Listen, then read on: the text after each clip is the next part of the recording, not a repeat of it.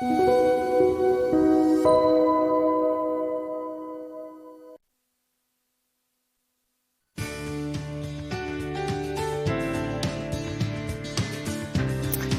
안녕하세요. 반갑습니다. 오늘 제가 행kom사 옥션 부원장 나땅입니다. 지난 시간에 이어서 입문자를 위한 부동산 경매 배워야 산다 두 번째 시간을 시작을 해보겠습니다. 자, 첫 번째 시간에는요, 경매 권리 분석 용어에 대해서 설명을 드렸고요. 오늘은 입찰 전략, 그리고 입찰 준비, 낙찰 이후의 절차에 대해서 말씀을 드리겠습니다. 경매를 시작을 하실 때는 처음에 경매 용어, 권리 분석, 그리고 검색 방법, 또 현장 조사, 또 입찰을 준비하는 것, 그리고 낙찰 받고 나서 절차들이 있습니다.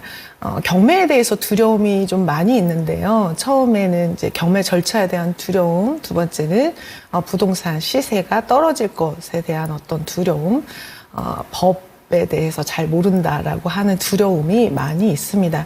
여러분이 생각하시는 것처럼 그 법원 경매 물건 중에 물건에 하자가 있다거나 하는 것은 그렇게 많지가 않습니다. 경매라고 하는 것은 그 채권자에게 돈을 주기 위해서 하는 건데요.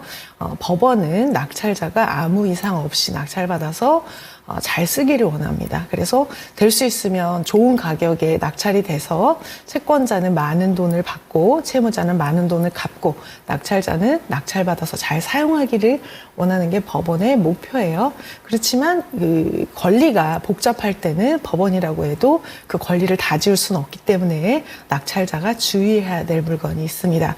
또 경매로 진행 중인 물건 중에는 물건이 나빠서 나오는 경우도 있고 채무자의 현금 흐름이 나빠서 나오는 물건도 있는데, 이 물건이 나쁜 경우에는 싸게 받아도 낙찰 받고 나서 많이 고생을 할 수가 있기 때문에 부동산의 일반적인 어떤 지식, 그리고 경매 절차, 이 경매를 집행하는 법원을 믿으셔야 됩니다.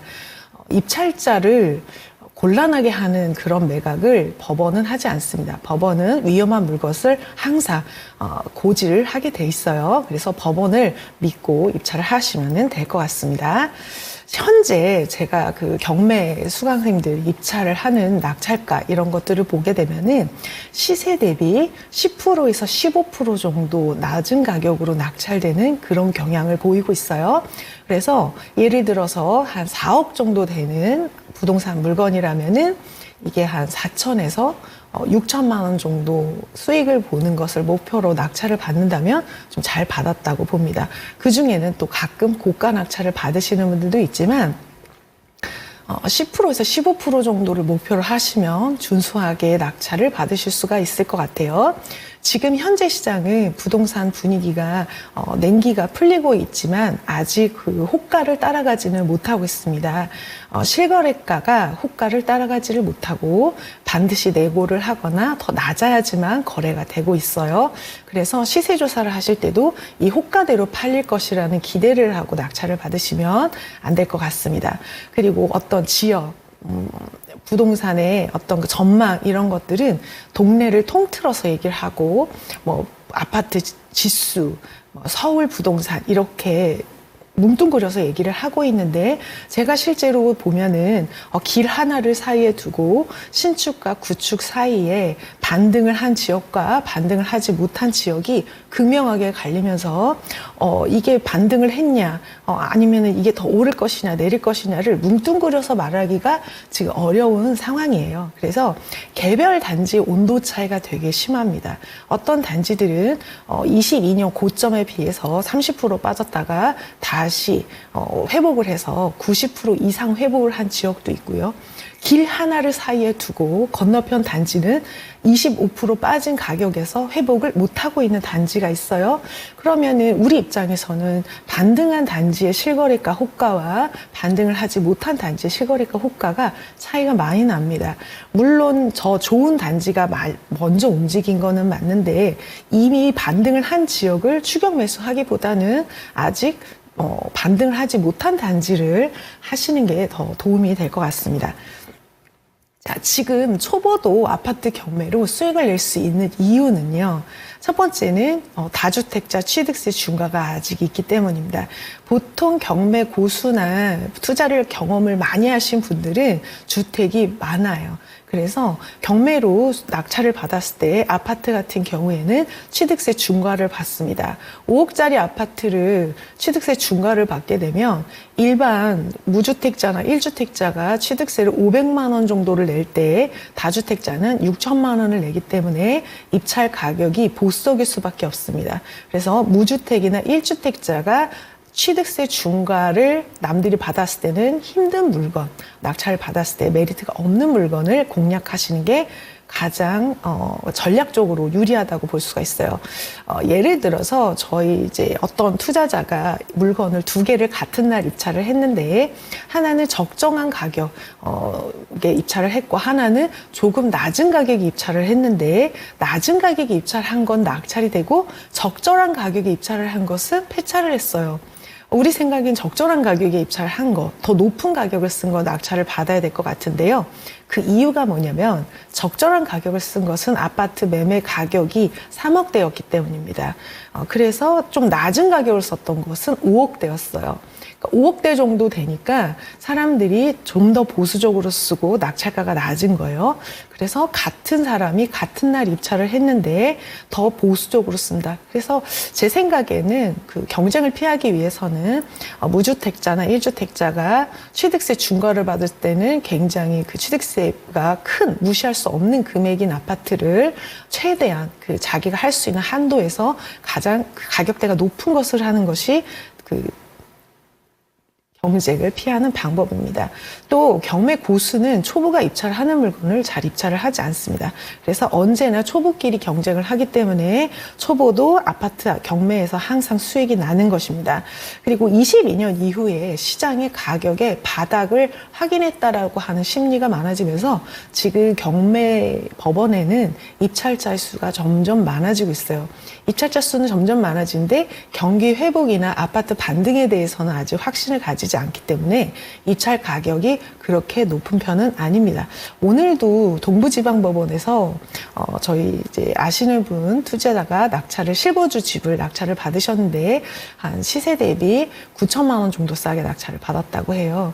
자, 1억을 싸게 받는 것은 1억을 모으는 동안 올라가는 집값을 잡는 것과 동시에 그것을 버는 동안, 모으는 동안 들어가는 나의 수고를 줄이는, 동시에 줄이는 아주 효과적인 방법입니다. 자, 자산이 지금 보시는 분들이 되게 여러 가지 있으실 거예요.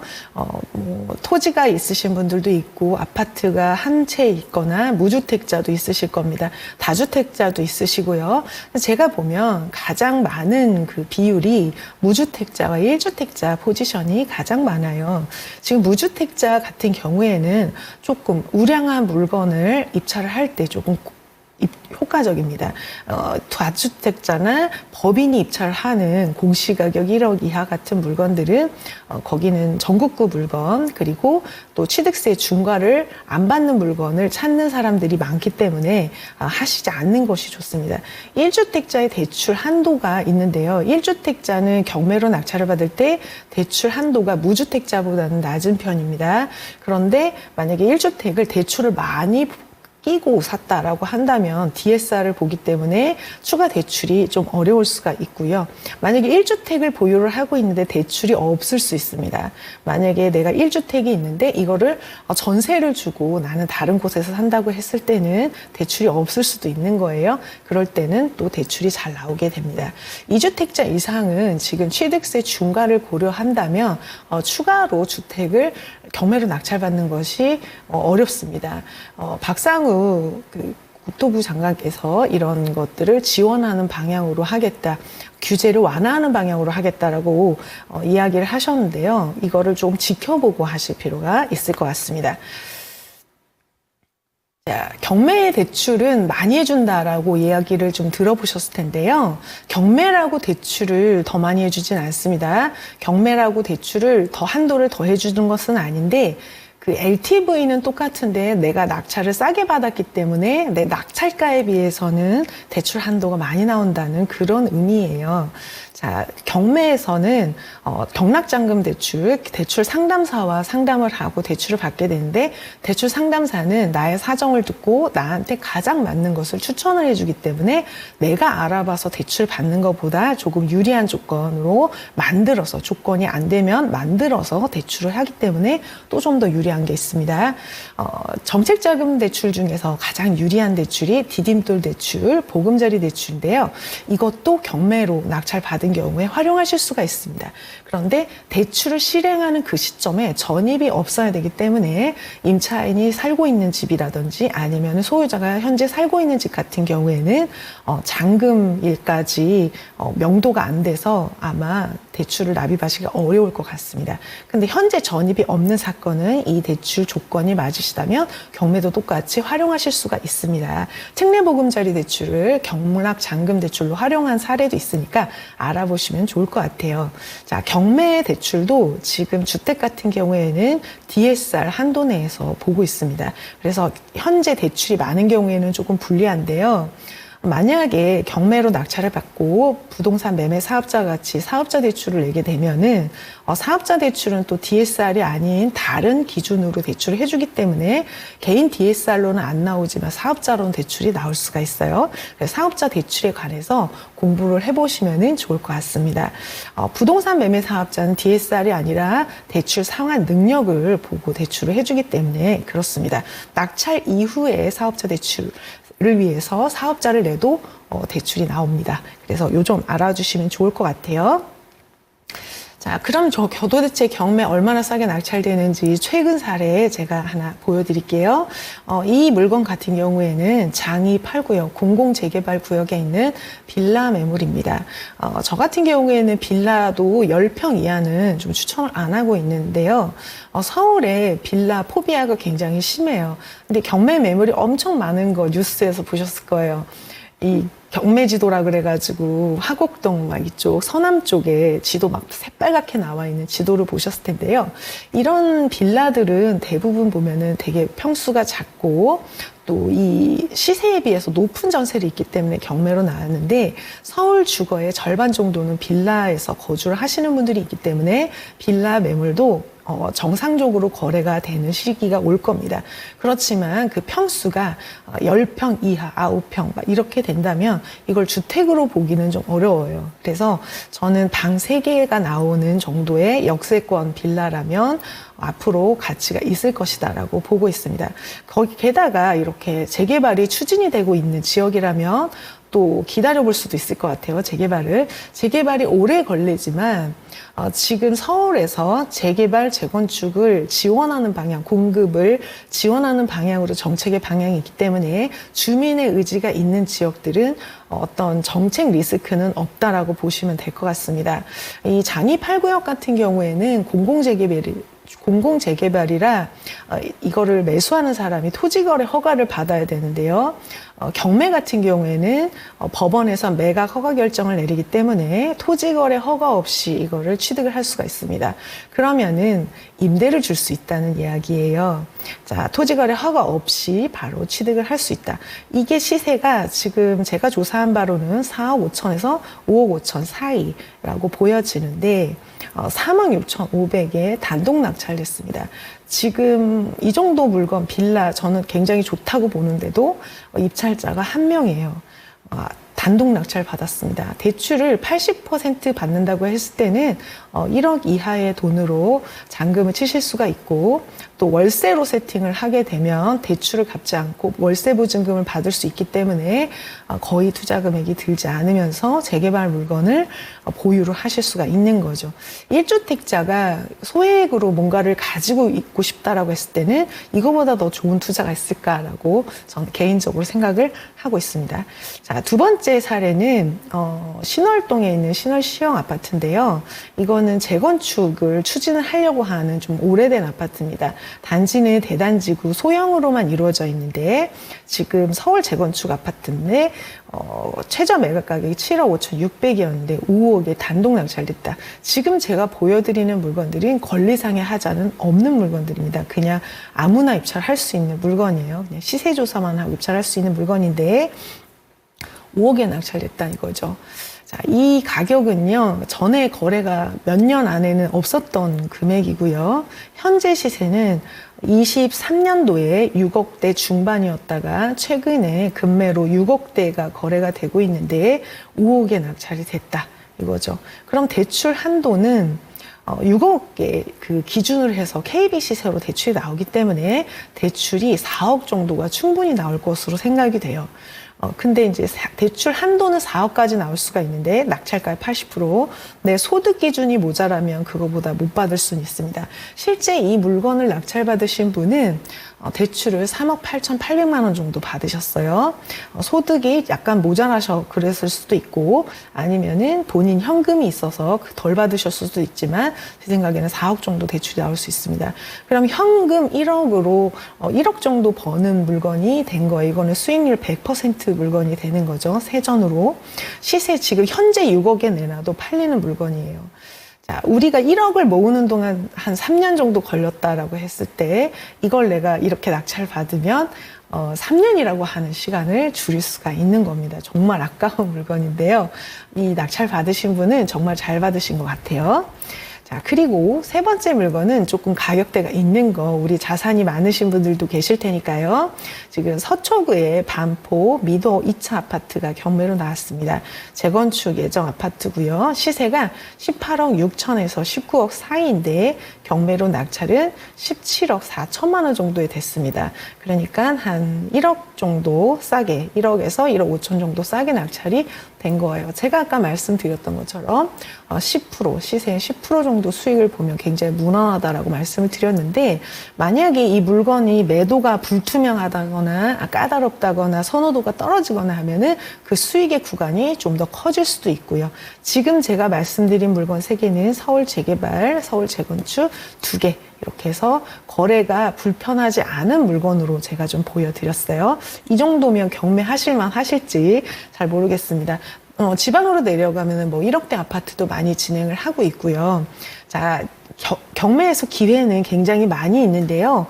내 자산에 맞는 그 물건의 볼륨 사이즈가 어느 정도인지를 파악하고 그 물건을 집중적으로 공략을 하시면은 경매로 수익을 충분히 내실 수 있을 것 같습니다.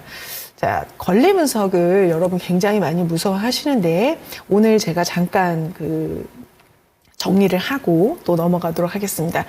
권리라고 하는 것은 등기부에 기재가 되는 권리가 있고 기재가 되지 않는 권리가 있는데, 등기부에 기재되는 권리는 매각물건 명세서의 최선순위 설정으로 나와 있고요. 그 등기부에 기재되지 않는 권리 중에 대표적인 게 임차인입니다. 임차인의 전입과 대출 2개 중에 누가 더 빠른가, 빠른 사람을 보호하는 것이 원칙입니다. 법은 시간 순서상 빠른 사람을 보호합니다. 자, 그래서 지난번에 봤던 것처럼 매각물건 명세서를 가지고 권리 분석을 하시면 절대 매각물건 명세서는 실수를 하지 않습니다. 그래서 요걸 믿고 입찰을 하시면 되는데요. 자, 빨간색 박스 위에 있는 최선순위 설정은 2018년 4월 12일 근저당, 그리고 전입신고는 없습니다. 그러면 등기부에 기재되는 권리만 있고 기재되지 않는 권리는 없기 때문에 이 두 권리가 부딪히지 않습니다. 그래서 따로 매각으로 소멸하지 아니하는 것 이런 게 없으면 그냥 입찰을 하셔도 되는 아주 평범한 물건이에요. 굉장히 많은 케이스예요. 경매에서 가장 많은 케이스가 이런 물건입니다. 자, 두 번째 복습은요. 최선순위 설정이 2014년 2월 27일, 전입신고는 2020년 7월 22일.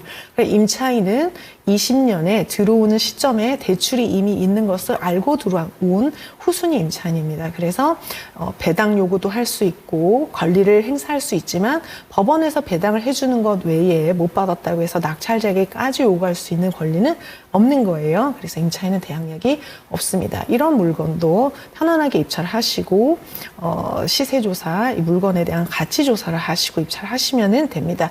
이 두 번째 케이스, 첫 번째와 두 번째 케이스 두 개를 합치면은 경매 물건의 한 60에서 70% 정도의 그 이상이 이 케이스에 해당하기 때문에 공부를 우리가 조금만 하고도 입찰할 수가 있는 거예요.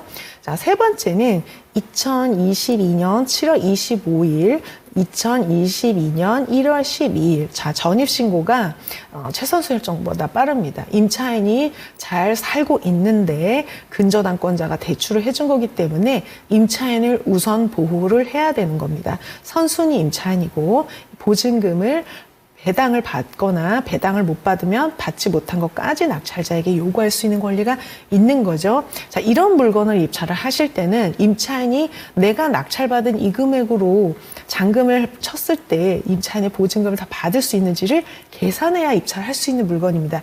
이런 물건 같은 경우에는 공부를 잘해야지 할 수 있는 거니까 공부를 조금 하셨다면 배당이 계산이 안 되신다면 이런 물건을 입찰을 안 하시면 되는 겁니다. 자, 이번에는 네 번째. 자, 네 번째 물건은요. 최선수의 설정은 22년 11월 24일인데 전입신고는 21년입니다. 그래서 이 전입신고가 빠르기도 하고요. 이 물건을 주의해야 될 점은 그 아래 노란색 박스입니다.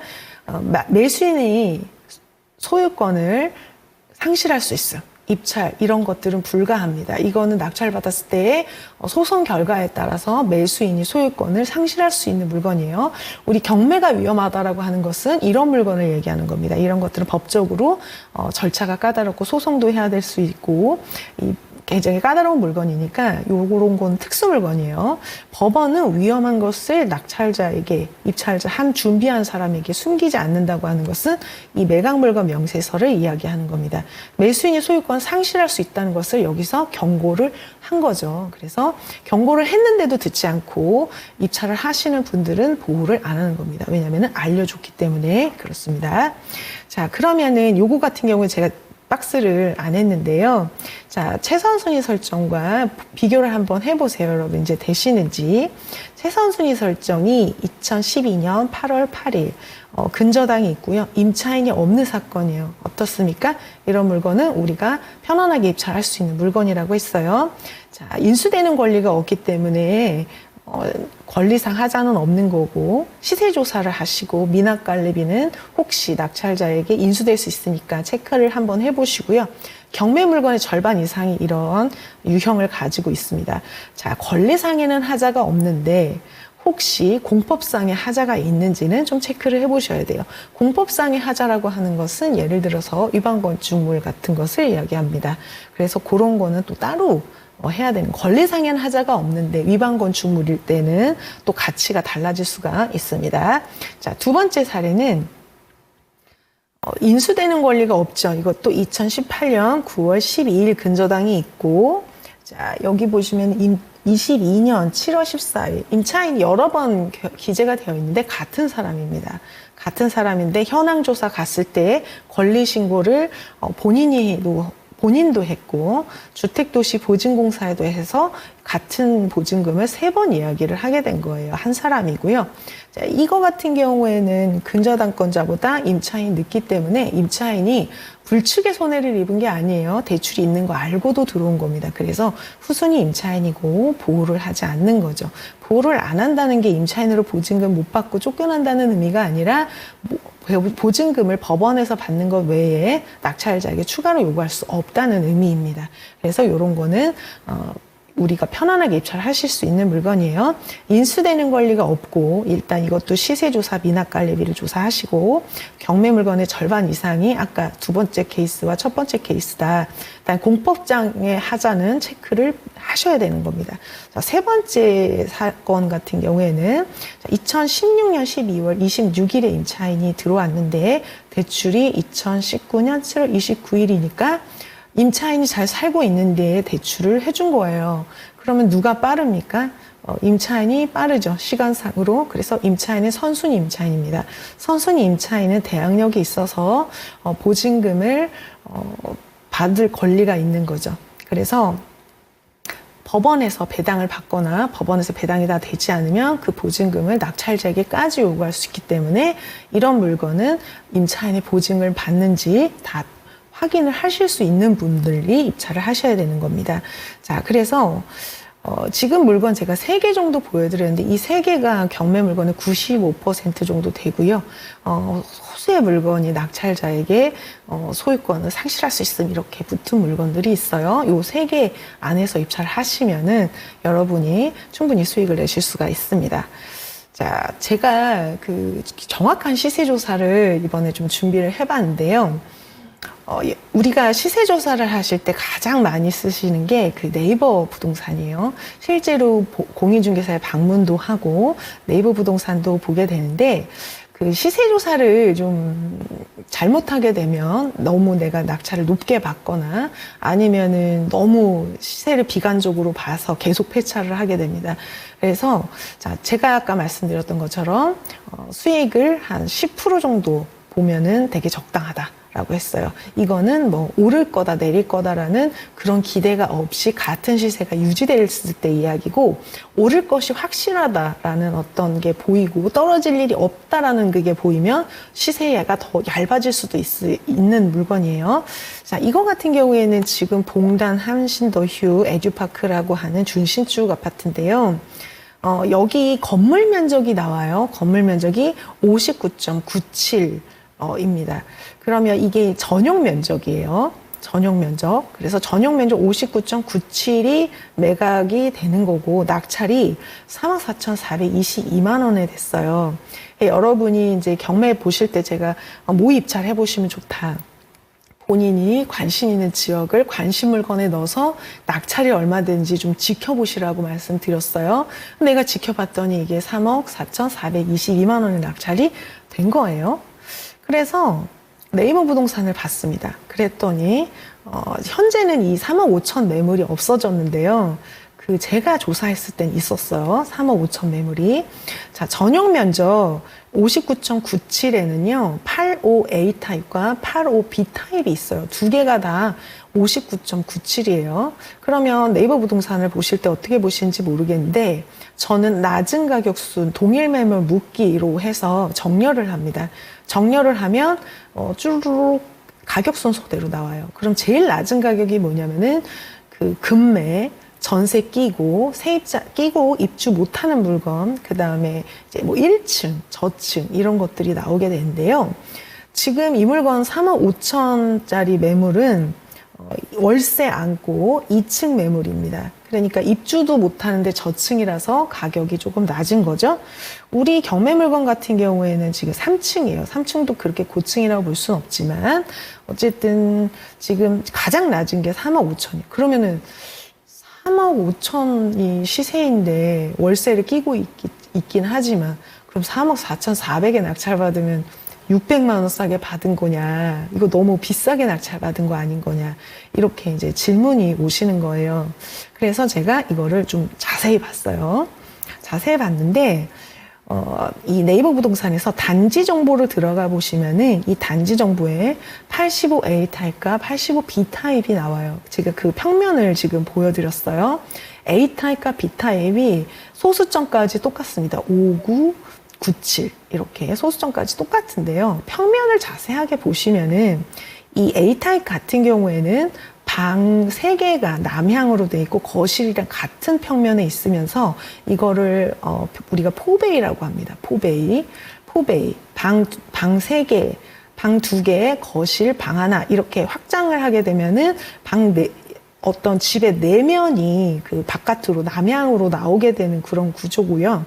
일단 B타입 같은 경우에는 그 구석이어가지고 그 거실에 창문이 니은자로 양면이 트여 있는 구조라서 거실이 조금 넓은 대신에 방 하나가 북향으로 되게 되는 겁니다. 남향으로 방 2개 거실이 남향으로 배치가 됐을 때는 방 하나가 완전히 북향이 되는 그런 구조다.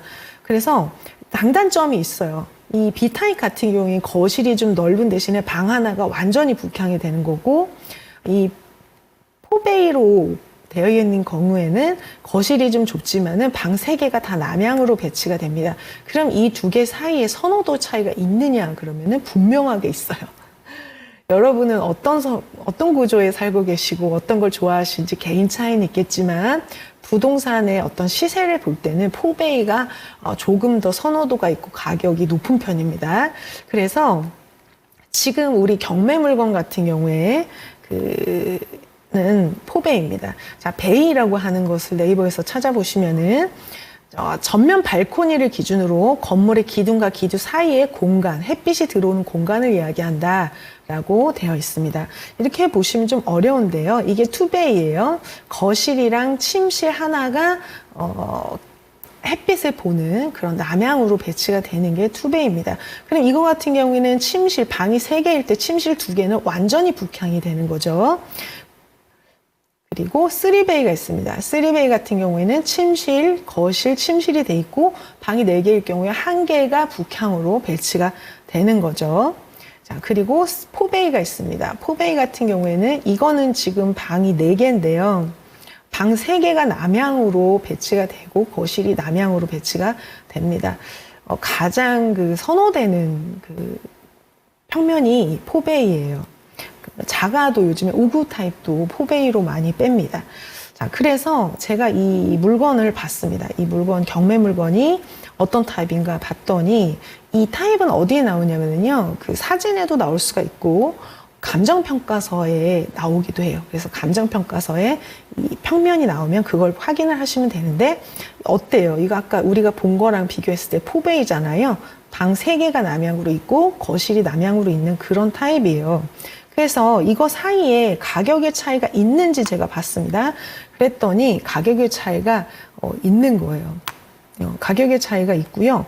85A 타입의 빨간 점들을 보시면은 조금 더 촘촘하게 거래가 자주 되고 있고 또 B 타입이 드문드문 찍히게 되는데 마지막 실거래를 비교를 해보시면은 A 타입은 3억 7,500, B 타입은 3억 5,500 그리고 그 뒤에도 실거래를 보시면은 A 타입은 3억 7,500, 7,500, 7,800 해서 3억 7천대에 안전하게, 안정적으로 거래가 되고 있고요.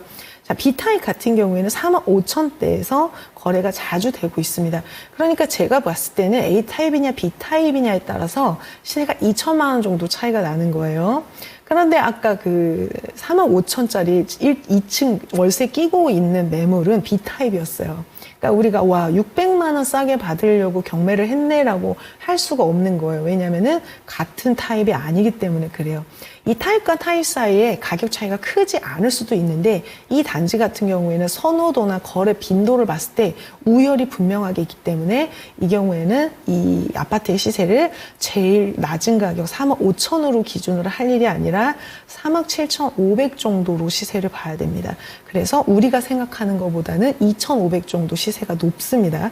그러면은 600을 싸게 받은 게 아니라 3천만 원을 싸게 받은 거예요. 3억대니까 3천만 원을 싸게 받은 건데요.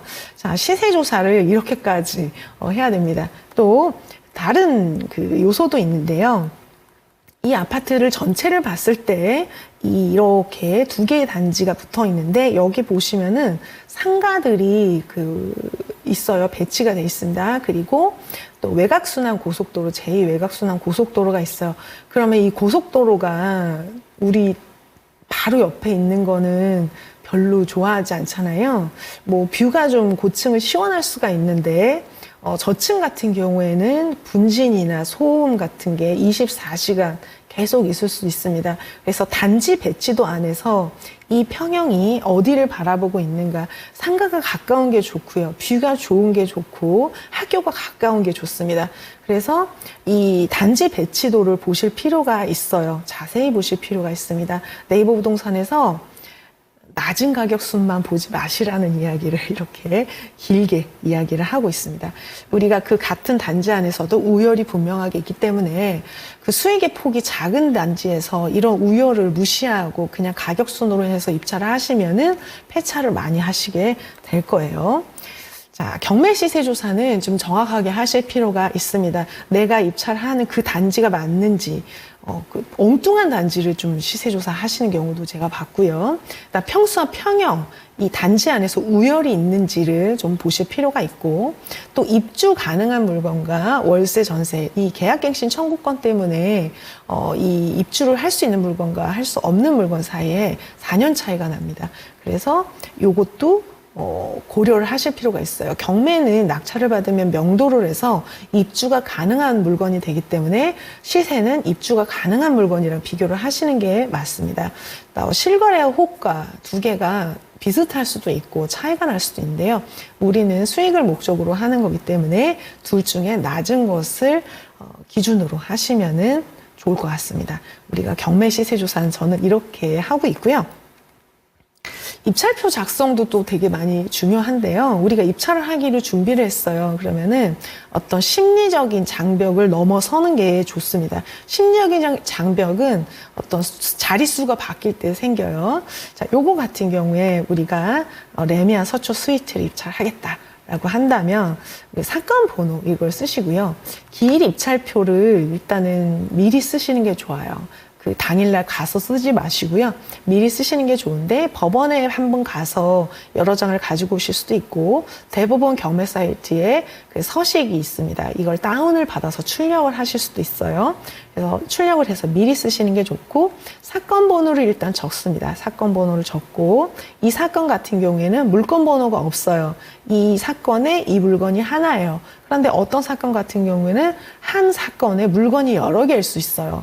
예를 들어서 이런 거예요. 회사가 보유하던 물건인데 이게 그 단지 전체를 가지고 있었다라고 한다면은 이 호수마다 물건 번호를 맺혀서 2023타경에 10666호 사건에 물건 번호가 1번, 2번 이렇게 있을 수 있어요. 물건 번호가 있는 사건인데 물건 번호를 안 쓰시면 물건을 특정을 하지 않은 거기 때문에 입찰이 무효가 됩니다. 그리고 본인의 인적사항을 적으시면 돼요. 이 본인란에 있는 사람으로 소유권 이전 등기가 되기 때문에 입찰을 하실 때부터 누구 이름으로 입찰을 할지를 잘 결정을 하고 하시면 될 것 같습니다.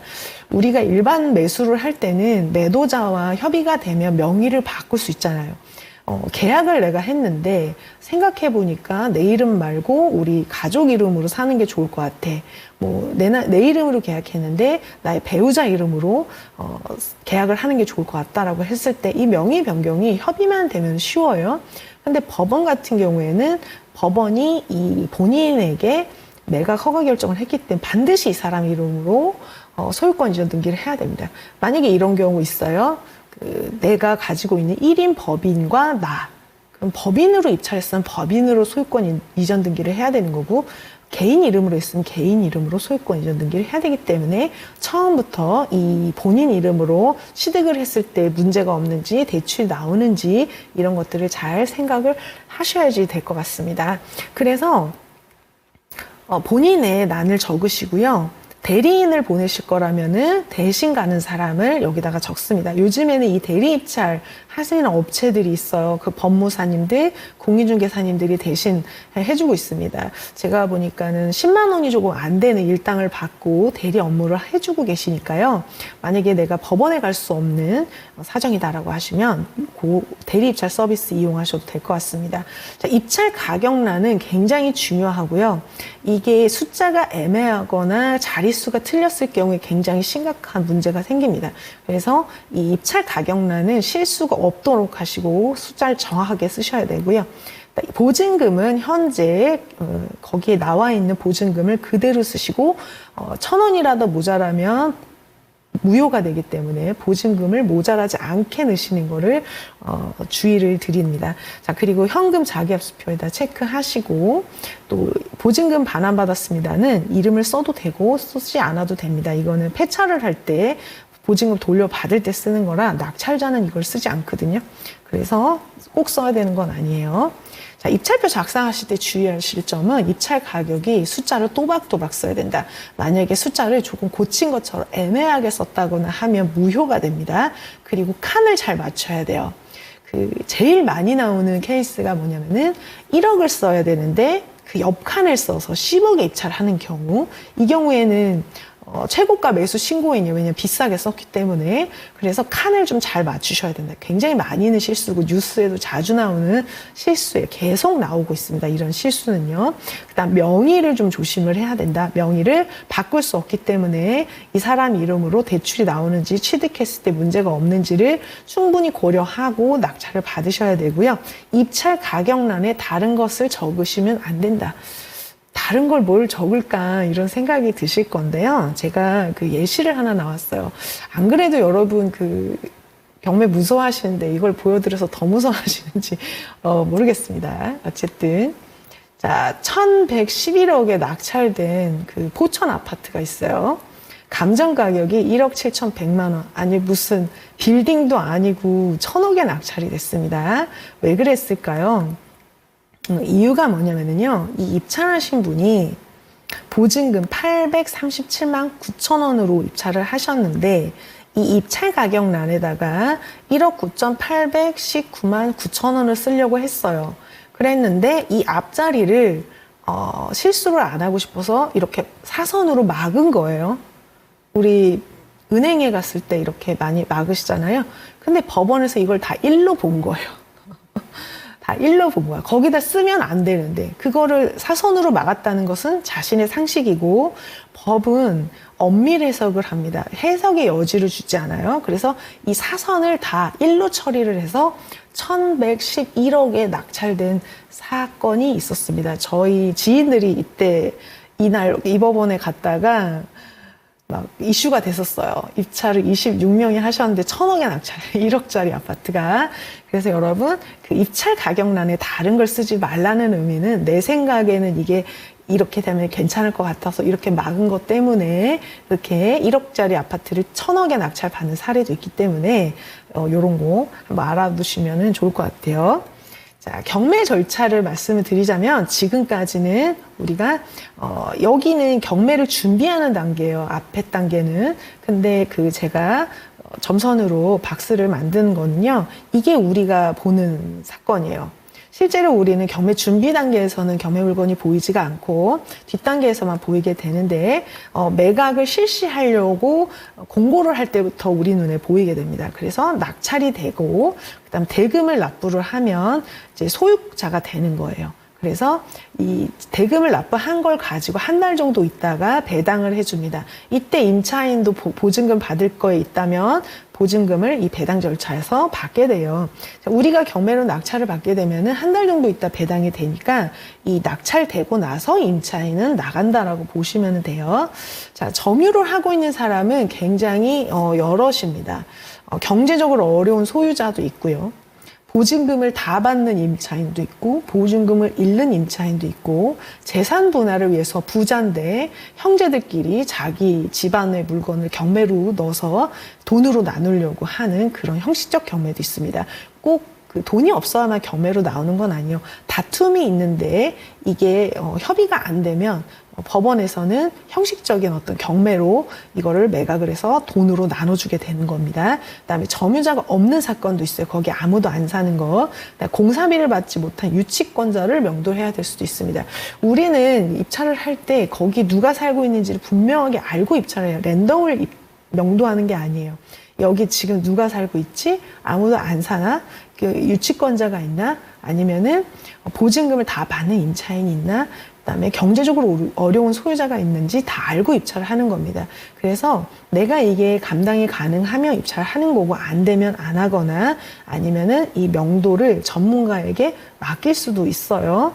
자, 저희 그 행꾸사 같은 경우에는 부동산 소송 전문 법무법인이라 조폭도 명도를 하게 됩니다. 유치권이 있는 물건 이런 것도 명도를 하는데요. 명도하면 여러분이 생각하시는 그림이 이런 걸 거예요. 막 쓰레기 놔두고 도망가는 사람, 그 다음에 막 그 범죄자가 막 칼 들고 나오거나 이사비를 막 무리하게 요구하거나 이런 모습이 아마 전부일 거라고 생각이 드는데요. 우리가 입찰을 할 때 여기에 누가 사는지 되게 분명하게 알고 있고 명도가 안 되는 일은 절대 없습니다. 명도가 부담스러우면 전문가에게 맡기실 수도 있고요. 실제로 입장을 바꿔서 생각해 보면은 명도를 하는 입장과 지금 명도를 당하는 입장, 사람을 집에서 내보내는 입장과 쫓겨나야 되는 입장, 이 두 가지 입장을 봤을 때 심리적으로 누가 더 열의에 있을지 생각해 보시면 될 것 같아요. 우리도 떨잖아요. 안 나가면 어떡하나? 근데 그 나가시는 분들은 더 떨고 있다는 거예요. 스트레스를 오랫동안 받았을 거예요. 그런데 사람이 궁지에 많이 몰리게 되면 스트레스를 많이 받으니까 이것을 표현하는 방법이 다소 거칠 수도 있고 아니면은 명도 당하기 전에 미리서 이사 가시는 경우도 있고 아니면은 이거를 이용해서 조금 이사비를 받고 싶어 하는 경우도 있고 그래요. 저 같은 경우에는 지금까지 명도를 뭐 맡긴 적도 있고 직접 한 적도 있는데 가장 명도가 빨리 된 케이스는 얼마나 걸렸을 것 같으세요? 여러분? 낙찰받고 다음날 명도한 적이 있습니다. 낙찰받고 다음날. 내가 내보내는 게 아니라 본인이 나가는 걸 결정하는 거예요. 이미 이 집에 대해서 마음이 떠나셨더라고요. 빨리 정리하고 가고 싶어 하셔서 다음날 명도를 했습니다. 그래서 명도는 안 되는 일이 절대 없기 때문에 이 사람의 처지를 생각하시고 접근을 하시면 되고 내가 하기 어렵다 그럼 남에게 맡길 수도 있다는 거 생각해 보시면 좋을 것 같아요. 자, 우리가 경매로 낙찰을 받으면 잔금 납부는 낙찰 이후에 한 6주 정도 걸리게 돼요. 그 안에 납부를 하시면 되고요. 잔금 납부를 하면 소유권 이전 등기를 하지 않아도 소유자가 됩니다. 소유권 이전 등기 하지 않아도 소유자가 된다는 거. 자, 경락잔금 대출 같은 경우에는 대출 상담사 진행을 많이 하시는데 이런 질문 많이 들어와요. 자, 이제 본인은 이거를 전세를 줄 건데 경락잔금 대출로 대출을 많이 받으면 임차인이 들어옵니까? 이렇게 질문이 많이 들어옵니다. 대출로 잔금을 내게 되면은요. 일단 대출로 잔금을 내고 임차인이 들어오는 날 임차인의 보증금을 받았을 때 이 보증금을 내가 갖는 게 아니라 은행에 갚아서 대출을 상환하는 조건으로들 많이 하실 거예요. 계약 잔금일에 은행에서 대출 상환을 했다는 상환 영수증을 받고 이 근저당을 말소한다는 접수증을 받게 되면은 완료가 돼요. 여러분이 생각하시는 것처럼 임차인이 안 들어오고 그러지 않습니다. 들어와요. 왜냐하면 이거를 갚는 조건으로 하고 실제로 갚을 거기 때문에 그렇습니다. 자, 그리고 낙찰 이후의 절차는 세 개죠. 임대를 주거나 본인이 실거주 하거나 아니면은 매도하는 요 세 가지 선택지가 있는데요. 본인이 실거주 하시는 경우에는 날짜를 잘 맞춰야 되겠죠. 지금 살고 있는 집에서 들어가는 날짜. 저희 사례를 보면은 본인 집을 전세를 주고 전세 임차인이 들어오는 날짜가 정해졌을 때 경매로 입찰을 해서 그 안에 명도를 해서 입주를 하시는 경우도 제가 많이 봤고요. 임대를 주는 경우는 또 굉장히 많은 케이스. 또 매도, 굉장히 매도하고 싶어 하시죠. 낙찰 받자마자 3개월, 2개월 안에 몇 천만 원 수익을 남기고 팔았다. 이렇게 되면은 되게 해피한데요. 낙찰받고 2년 안에 매도를 할 때는 양도소득세가 현재는 77%입니다. 그러니까 1억을 수익을 남겼을 때 2,300만 원을 남기게 되고 7,700만 원이 세금이에요. 그러면은 굉장히 세금의 비율이 너무 높기 때문에 이렇게 해서 수익을 내기 어렵죠. 그래서 많이 하시는 게 단기 매도했다라고 한다면 이거는 부동산 매매 사업자로 처리를 한 거예요. 부동산 매매 사업자는 이 매매하는 것을 사업으로 하기 때문에 양도소득세를 보지 않고 사업소득으로 봅니다. 그래서 낙찰 이후에 소유권 이전 등기하고 다음날 매도를 하더라도 이것을 사업소득으로 보기 때문에 중과세가 되지 않아요. 그래서 제가 계산을 해봤을 때 양도소득세율과 소득세율은 소득 구간이 똑같아요. 세율 구간이 1,000만 원 수익을 냈을 때는 세율이 6%라서 세금을 66만 원을 내고 내 소득이 934만 원 정도 됩니다. 그리고 3,000만 원을 수익을 냈을 때는 세금을 376만 원을 내고 내 소득이 2,624만 원 정도 돼요. 그래서 내가 수익을 1억 정도 냈다고 했을 때는 세금을 2,200만 원 정도를 내고 내 소득이 7,700만 원 정도 됩니다. 그래서 1억을 벌었다고 해도 세금이 조금 낼만해요. 1억을 연봉으로 받아도 우리가 세금을 이 정도를 내거든요. 그러면은 비과세를 받고 싶으면 1주택을 유지하고 2년 이상 보유를 하고 이렇게 해야 되는 거고, 만약에 내가 이거를 사업으로 하고 싶다라고 했을 때는 이렇게 매매 사업자를 내서 세금 신고를 할 수가 있습니다. 자, 그런데 좀 이게 되게 좋아 보이는데요. 또 주의할 점이 있어요. 다른 소득이 있으면 이 종합소득세 합산이 됩니다. 그래서 내가 이미 억대 연봉이야. 그러면 거기에 이게 얹어지면서 소득세의 구간이 커질 수가 있고요. 또 중임이 안 되는 직장을 다니시는 분들, 공무원이나 대기업 다니시는 분들은 추가로 다른 사업을 할 수가 없게 돼 있습니다. 그리고 이 사업으로 볼 만큼 거래가 빈번해야 된다는 거. 분기 안에 2번 이상 뭐 매수하고 뭐 매도하고 이런 기준이 있어요. 근데 나는 이거를 사업으로 하려고 했는데 생각보다 잘 안 돼서 1년 안에 그 기준을 못 채웠을 때는 나중에 양도소득세가 추징될 수 있다는 거 주의하시면 좋을 것 같습니다. 저희 아시는 분 중에는 1년 안에 이거를 6개를 낙찰받아서 5개 매도하신 분이 있어요. 그래서 불가능한 케이스는 아닙니다. 가능합니다. 그 소액으로 그렇게 하셨는데요. 많은 에너지가 필요해요. 공부도 많이 필요하고요. 자, 제가 오늘 이제 또 경매 공부할 때 당부드리고 싶은 점이 있어요. 제가 7년 동안 경매 강의를 하면서 질문을 많이 받아보고 답변을 많이 드렸는데 좀 하지 말아야 될 것들, 그리고 하면 좋은 것들이 있어요. 자, 일반적인 사례를 가지고 공부를 하셔야 됩니다. 우리가 특이한 사례, 그 다음에 희귀한 사례를 가지고 공부를 하시면은, 실제로 도움이 안 되고 머리만 되게 복잡해지세요. 그리고 실제 사건을 가지고 분석하셔야 됩니다. 어떤 권리 분석을 내가 배우는 입장이라면은 경매 정보지 대법원 사이트에 실제 있는 사건이 이렇게 됐을 때 모르는 걸 물어보거나 공부를 해야 되는데 내 머릿속으로 뭔가를 만들어서 만약에 이렇게 하면서 막 만들게 되면은 좀 실제로는 있을 수 없는 이상한 사건이 만들어져요. 실제 이 부동산은 큰 금액이 걸려 있는 거기 때문에 사람들이 상식적인 선에서 행동을 하는데 상식을 벗어나는 이상한 사례들이 만들어져서 머리만 아프고 되게 헷갈린다. 그래서 실제 있는 사건만 가지고 분석을 연습하시는 게 좋습니다. 세 번째는 물건을 내가 충분히 검색을 해보고 얼마에 낙찰되는지를 좀 지켜보고 또 얼마에 낙찰될지를 예측하고 결과를 살펴보면서 지금 이 추세에 내가 어디를 입찰하시는 게 좋을 건지 그리고 이게 잔금 납부까지 했다면 등기를 띄워보면서 이 사람이 대출을 얼마를 받았는지를 보시면 이 정도 물건을 이 정도 받았을 때 대출이 이 정도 나온다는 그림이 나오실 거예요. 입찰과 굉장히 가까워지실 수 있어요. 그리고 경매의 기초를 공부하시는 분들은 판례나 이런 특이한 사례를 공부하실 필요가 없습니다. 판례 이런 거를 읽으시면 이해가 잘 안 되고 실제로 제가 경매를 수익 내시는 분들을 보면은요, 이 특이한 사례를 막 파서 수익을 내기보다는 경매에 내가 어디를 입찰해야 될지 검색하는데 훨씬 더 많은 에너지가 필요하다는 거예요. 그다음에 마지막은요, 경매는 부동산을 사는 방법인데 이 부동산 자체가 좋은지 나쁜지를 아셔야 된다. 본질에 대한 공부가 필요하다.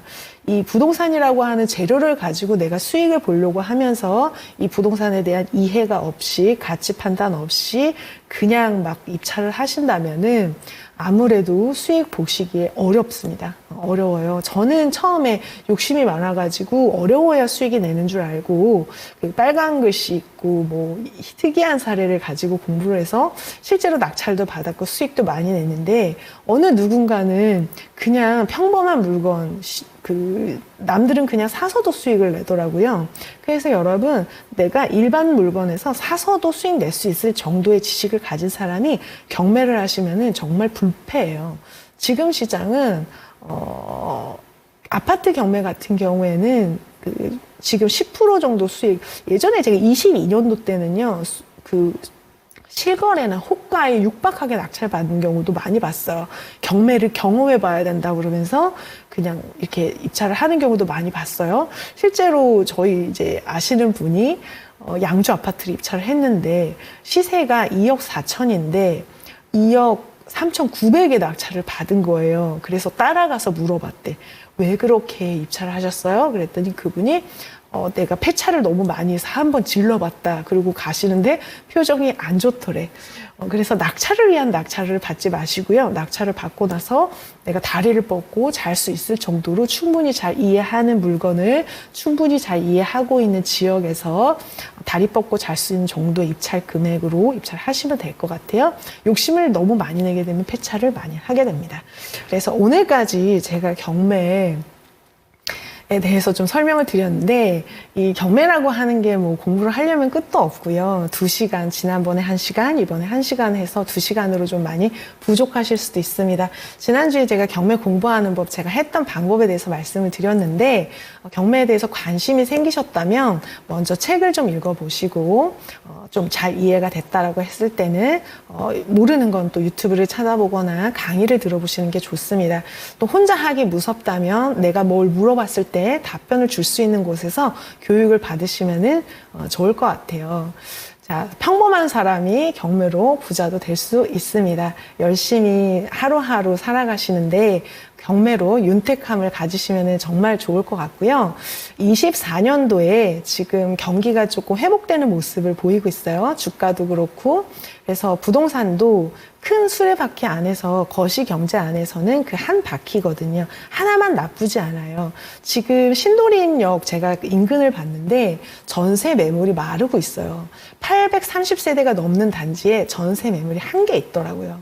지금 강남권역은 입주가 많아서 전세 매물이 많은데 그 지역 외에는 조금 역전세가 정리가 되면서 전세가 매물이 개수가 줄어들고 있는 추세입니다. 전세도 오를 것 같고 월세도 오를 것 같은데 매매가만 계속 떨어지지는 않을 거예요. 그래서 너무 절묘한 타이밍을 잡으려고 하시기보다는 적절할 때에 내가 할 수 있는 준비를 하고 계시다가 확신이 들었을 때 준비를 하시는 게 좋을 것 같습니다. 네, 저는 행금사 옥션 아카데미 부원장 나땅이었습니다. 다음에 또 뵙겠습니다. 감사합니다.